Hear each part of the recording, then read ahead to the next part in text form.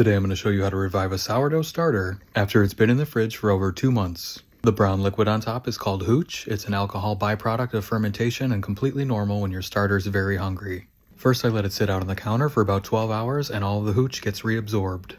First I give it a good mix and then put a measuring cup on my scale. Then I hit the tare button and set it to 0.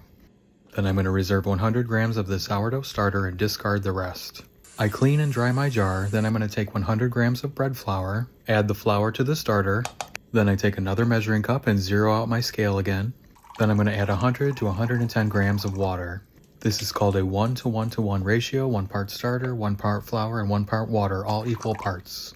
You can add just a little bit more water so it mixes together easier. Then you're going to mix it together thoroughly and then add it back to your clean and dry jar. Make sure you have a rubber band at the level of the mixture so you can see how much it rises. Then over the next 12 hours or so, it's going to rise and then fall.